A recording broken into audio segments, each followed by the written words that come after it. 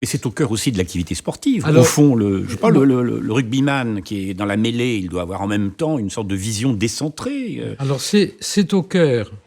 Donc, vous voyez, ce chantier est au cœur de l'activité sportive, à la fois dans la pratique du sport, des sports collectifs ou des sports à deux, ou même des sports de combat, dans lesquels, en permanence, il faut être en train, non pas simplement d'être impressionné par ce que fait l'autre, mais par ce qu'il a l'intention de faire et son intention, mais aussi dans l'apprentissage, dans la relation entre, permettez-moi de le dire, entre l'entraîneur et l'entraîné.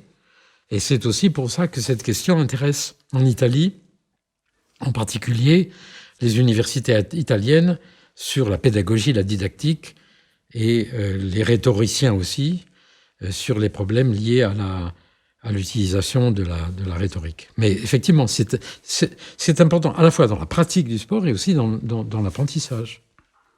Et dans la représentation aussi que l'on se fait du sport. Si l'empathie est une donnée essentielle. Mais c'est pour ça que oui, dans la représentation comme spectateur, dans la relation, par exemple, dans un stade entre le spectateur et le joueur, j'ai mentionné tout à l'heure le fait que les spectateurs qui pratiquent le sport simulent dans leur cerveau beaucoup mieux et donc ont la possibilité d'être plus en empathie avec le joueur que ceux qui ne le pratiquent pas, pour qui il s'agit d'images finalement jouées, bien sûr. Et puis en même temps, l'image du sport à un niveau peut-être plus symbolique, mais ça c'est une autre conversation. Parce que quand il y a une pédagogie de l'empathie, entre guillemets, ça permet aussi de mesurer les déficits d'empathie et ces phénomènes dont nous parlions tout à l'heure, que sont à la fois les comportements criminels ou les pathologies, simplement.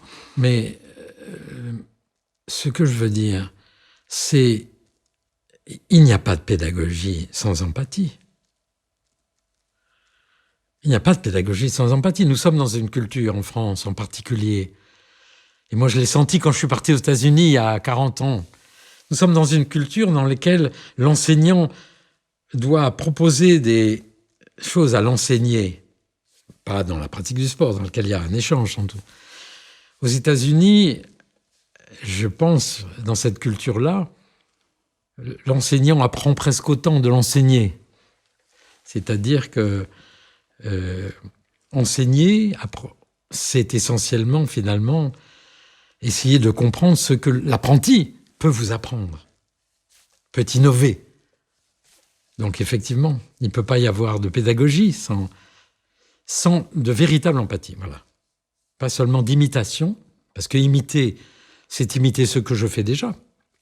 Mais être en empathie, c'est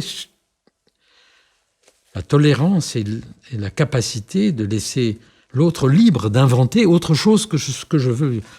Moi, c'est ça. C'est pour ça que quand je suis entré à l'école des mines et que Bertrand Schwartz m'a dit « Je suis là pour former des ingénieurs, mais si vous voulez faire quelque chose, allez faire ce que vous voulez. » Et que j'ai fait de la psycho. Mais c'est ça l'enseignement que moi j'ai reçu de mes maîtres, et j'ai eu la chance de trouver des hommes. Schwartz, Wissner, Curien, qui nous a permis de faire des expériences dans l'espace, alors qu'on n'avait aucune compétence.